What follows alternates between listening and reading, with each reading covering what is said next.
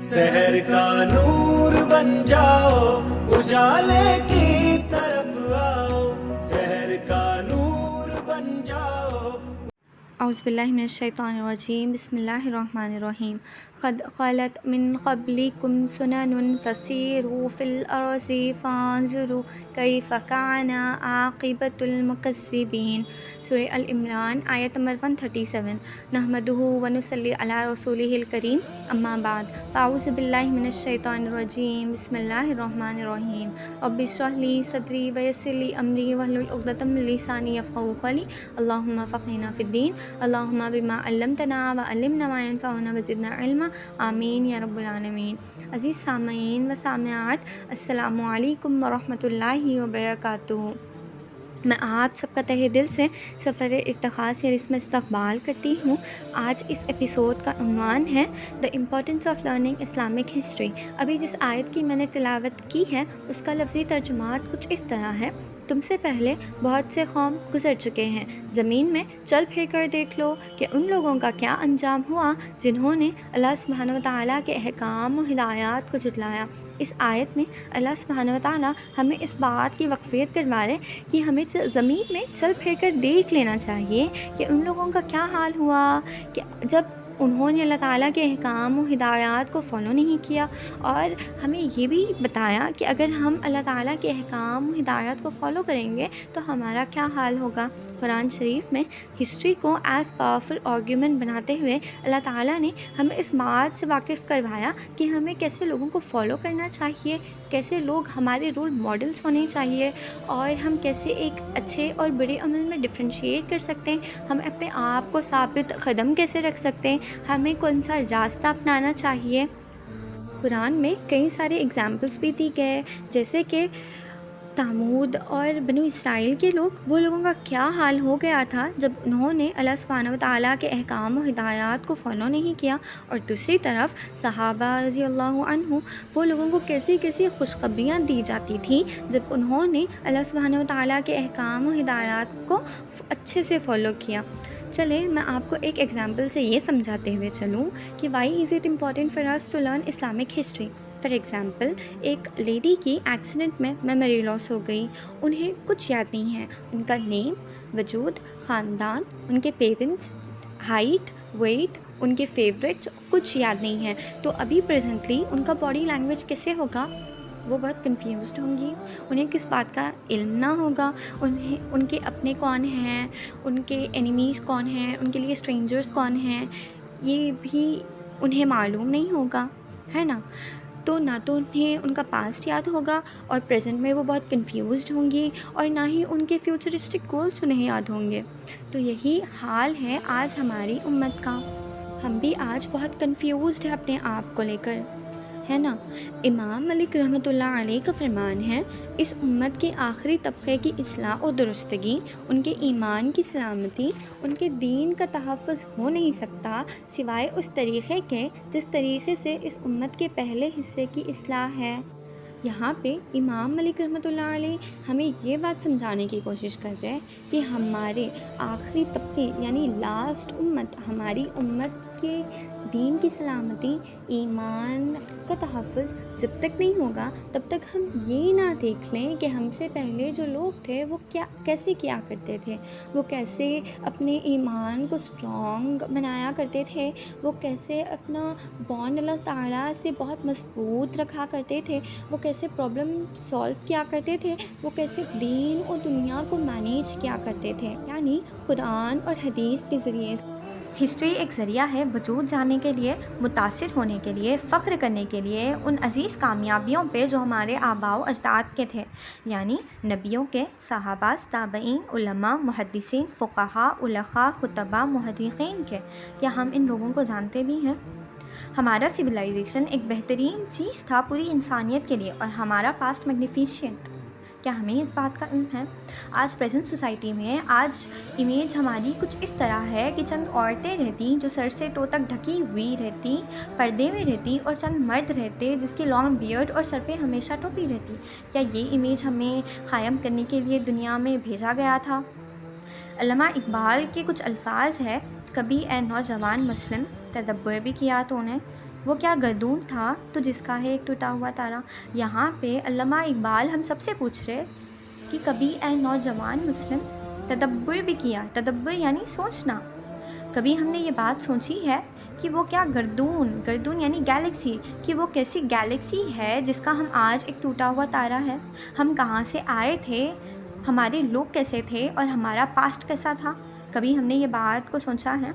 آج سوسائٹی میں ہم لوگ اتنے مینیپولیٹ ہو رہے، ہمیں یہ کہا جا رہا کہ ہم بہت بیکورڈ سوچ رکھتے، ہماری تھنکنگ بہت بیکورڈ ہے، ہمیں ٹیررسٹ بتایا جا رہا، ہم سوسائٹی میں کہیں فٹ نہیں ہوتے یہ بتایا جا رہا۔ یہ وہی لوگ ہیں جس نے ہماری ہسٹری کو ڈی کنسٹرکٹ اور ڈسٹورٹ کیا تھا۔ میں آپ کو ایک ایگزامپل بتاتے چلوں۔ ایک صحابہ تھے جو بہت انصاف پسند کرتے تھے، جس کا نام تھا عمرو بن عاص۔ انہوں نے جب بھی انصاف قائم کیا تھا، جب انہوں نے ایجپٹ کو فتح کیا، ان کو آج ویسٹرن ہسٹری میں وار کرمنل کہا گیا ہے۔ اعوذ باللہ، کیا یہ صحیح ہے؟ بٹ جب ایک ٹرو وار کرمنل کی بات آئی جیسے کہ نیپولین، دے کال ہم اے ہیرو اینڈ گلوریفائی ہم۔ ایک ایسا ظالم شخص جس نے شاید تھاؤزنڈس آف بلیک پیپل کو گیس چیمبرز میں ڈال کر زندہ جلا دیا تھا، اس شخص کو وہ لوگ ایک ریئل ہیرو بتا رہے اور گلوریفائی کر رہے۔ کیا یہ بات کہیں فٹ ہو رہی؟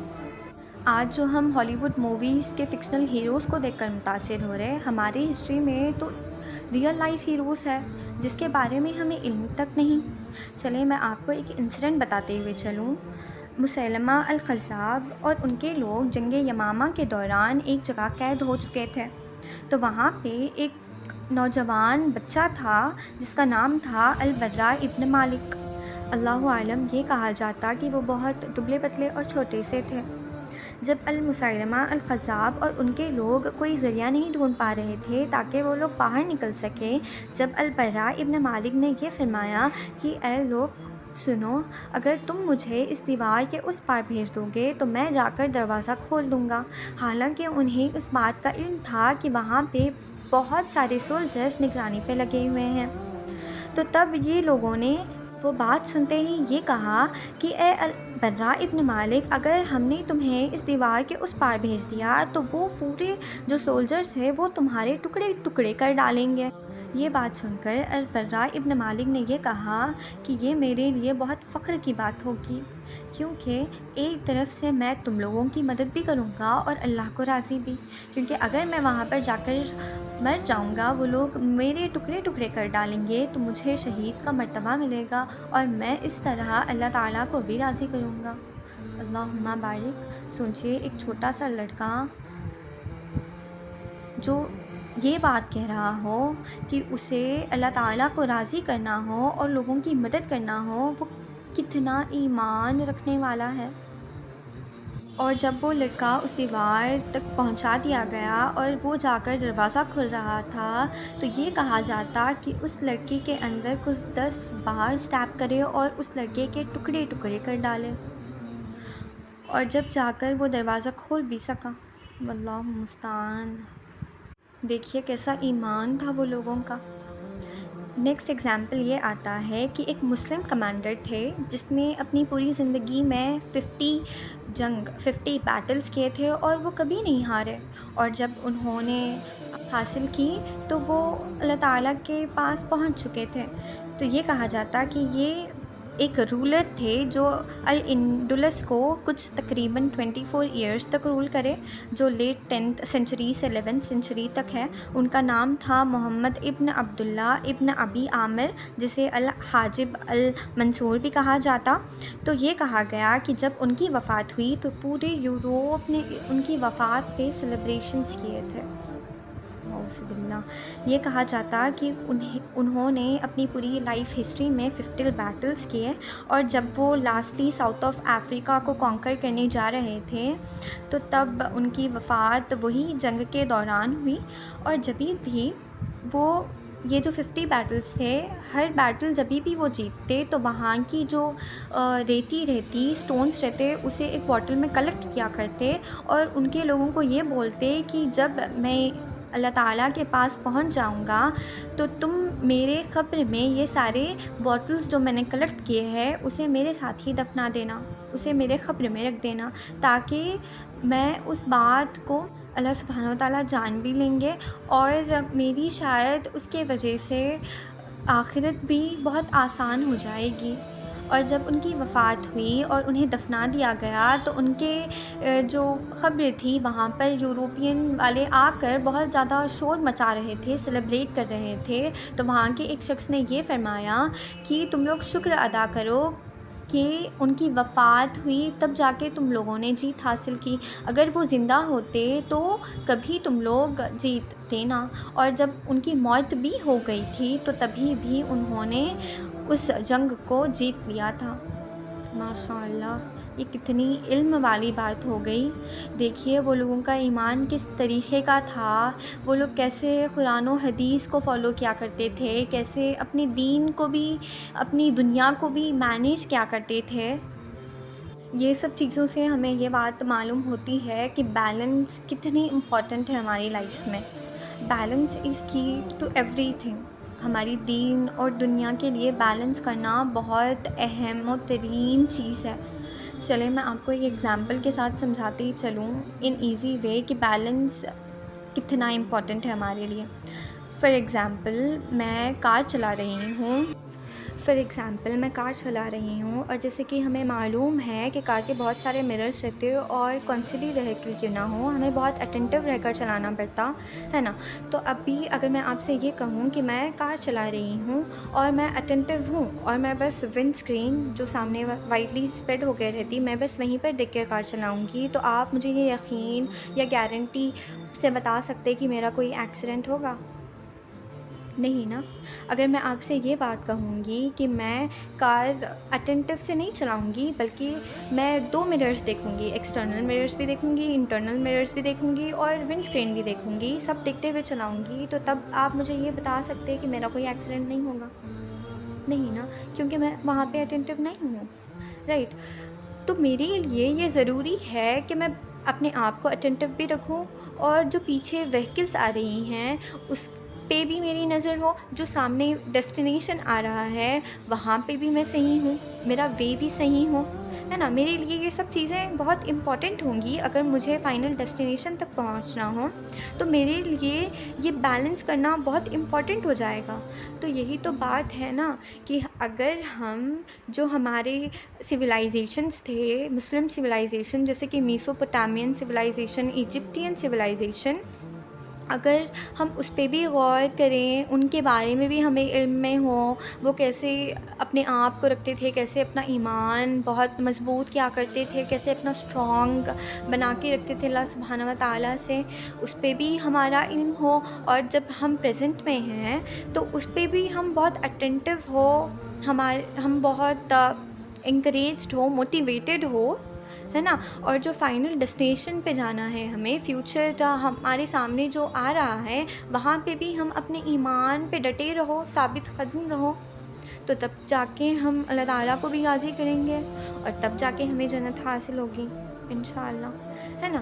تو وہی تو حال تھا ہمارے صحابہ کا، جیسے کہ عمر ابن خطاب رضی اللہ عنہ جو ہمارے دوسرے خلیفہ تھے، ہے نا، انہیں الفاروق کہا جاتا، جو صحیح اور غلط میں بہت فرق کیا کرتے تھے، ہے نا، جسے معلوم تھا کہ کیا صحیح ہے اور کیا غلط، وہ ہمیشہ صحیح کا ساتھ دیا کرتے تھے، ہے نا۔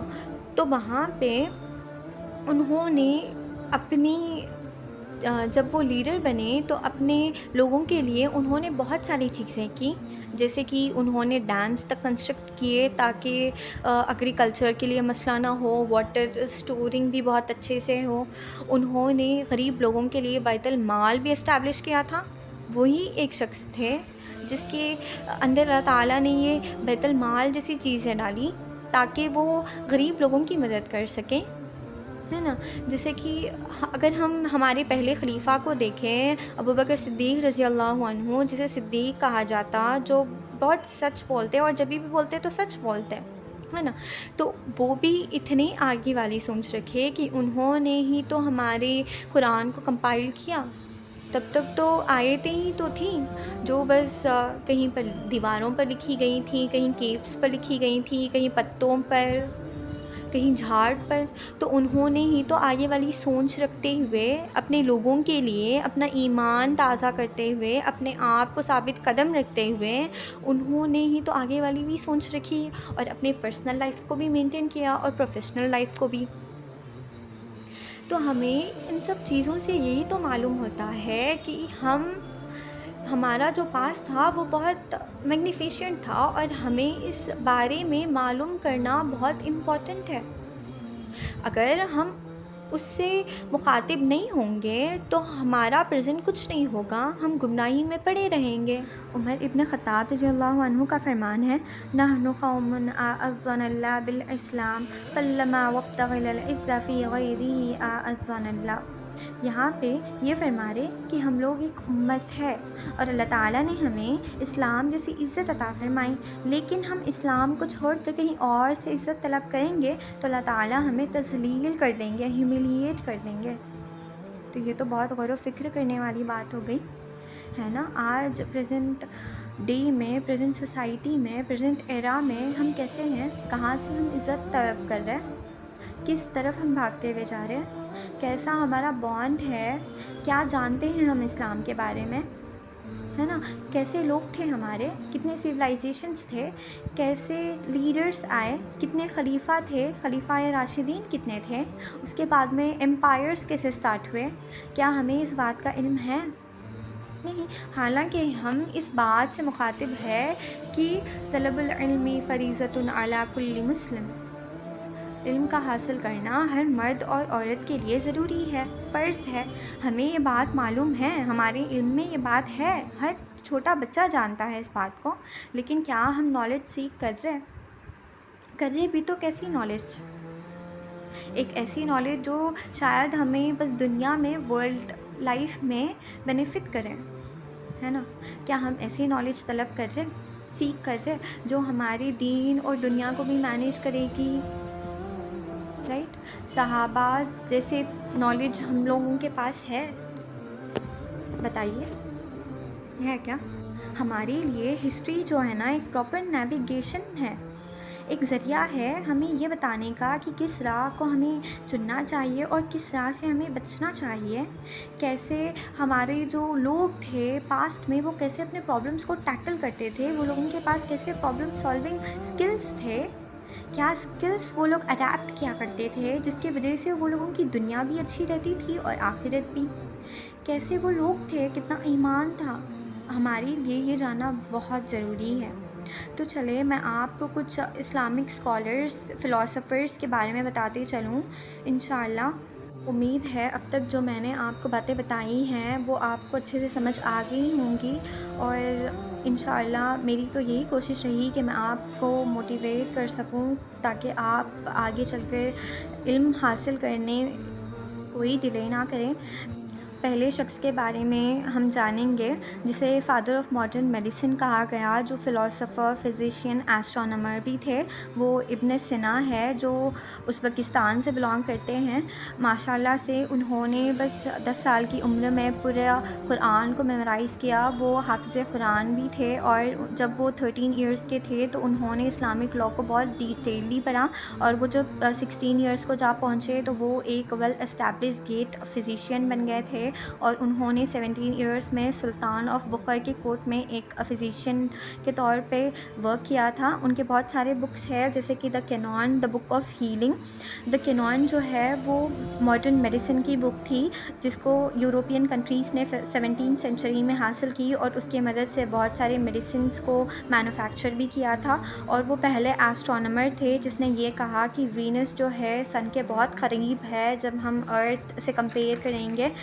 انہوں نے ایک ایسا انسٹرومنٹ بھی بنایا تھا جس کی مدد سے سٹارز کو دیکھا جا سکتا، اور وہ پہلے شخص تھے جس نے یہ بتایا کہ light travels faster than sound. انہیں جب یہ ریئلائز ہوا، ایک دن وہ بارش کے نیچے کھڑے کر دیکھ رہے تھے آسمان کی طرف، اور وہاں پہ انہوں نے دیکھا کہ پہلے بجلی کا کڑکنا ہوا، تھنڈر اسٹارم، اس کے بعد میں اس کی آواز آئی، اس سے انہیں یہ مخاطب ہوا کہ light travels faster than sound, اور وہ پہلے شخص تھے جس نے مینٹل النس کے بارے میں بات کی تھی، اور ان کا وفات رمضان کے مہینے میں ہوا۔ نیکسٹ ہم ایک ایسی خاتون کے بارے میں بات کریں گے جس نے 8th سینچری میں پورے ورلڈ کو یہ بتایا کہ ایجوکیشن کتنا امپورٹنٹ ہے by establishing the first university plus mask which is Al Qarawiyyin university. وہ ایک عرب مرچنٹ محمد ابن عبداللہ کی بیٹی تھی فاطمہ الفہری، جس کے بہن کا نام زینب الفہری تھا۔ وہ لوگ تنیشیا سے بلانگ کیا کرتے تھے، کسی وجہ سے ان تینوں کو موروکو شفٹ ہونا پڑا۔ وہ وہاں پر جا کر ایک چھوٹی سی سٹی فیس میں رہنے لگے۔ یہ کہا جاتا کہ محمد ابن عبداللہ کے وفات کے بعد ان دونوں بہنوں کو بہت ساری دولت حاصل ہوئی۔ اس دولت کو فاطمہ الفہری نے یونیورسٹی پلس ماسک بنانے میں لگا دی تھی۔ اللہ عالم، یہ بھی کہا جاتا کہ جب تک وہ تیار نہ ہوئی وہ روز فاسٹ کیا کرتی تھی۔ 859 AD میں وہ تیار ہو چکی تھی اور وہ جب کے زمانے کا سب سے بڑا لرننگ سینٹر ہوا کرتا تھا۔ پورے ورلڈ سے وہاں پہ ٹیچرز اور اسٹوڈنٹس آیا کرتے تھے irrespective آف اینی ریلیجین، اور وہاں پہ ہی الجبریک ڈیولپ بھی ہوا تھا اور وہ پہلی ڈگری گرانٹنگ یونیورسٹی تھی۔ Later on it was recognized by UNESCO and Guinness World of Records. وہاں پہ اسلامک اسٹڈیز ہی نہیں بلکہ فلاسفی، سائنس، ایسٹرونومی جیسے بھی اسٹڈیز تھے۔ وہاں کے بہت اسکالرس بھی بنے اسٹوڈنٹس، جیسے کہ ابن خلدون، ابن رشد۔ کرسچینس بھی تھے جیسے کہ پاپ سلویسٹر II۔ ایسے ہی بہت سارے اسلامک فلاسفر، اسکالرس، پوئٹس بہت سارے ہیں۔ اگر میں آپ سے یہ سوال کروں گی کہ who were the first persons to fly in the sky، آپ لوگ رائٹ بردرس بولتے، لیکن that was not true۔ وہ عباس ابن فرناس ہے جس نے پہلے اڑا تھا آسمان میں۔ ان کی ہی آئیڈیالوجیز کو کاپی کرتے ہوئے رائٹ بردرس نے اپنے خود کا انوینٹ کیا، بلکہ وہ کاپیڈ آئیڈیالوجیز تھے۔ اور the first person to perform surgery was الزہروی، اور فادر آف آپٹکس از ابن الہیثم۔ ایسے ہی بہت سارے اسکالرس ہیں۔ امید ہے آپ سب کو آج والا ایپیسوڈ سمجھ آ گیا ہوگا۔ اللہ سبحانہ و تعالی ہمارے علم میں اضافہ کریں، ہمارے لیے علم کو سیکھنا آسان کر دیں، اور کہنے سننے میں کچھ کوتاہی ہو تو معاف عطا فرمائیں۔ وآخر دعوانا ان الحمد للہ رب العالمین۔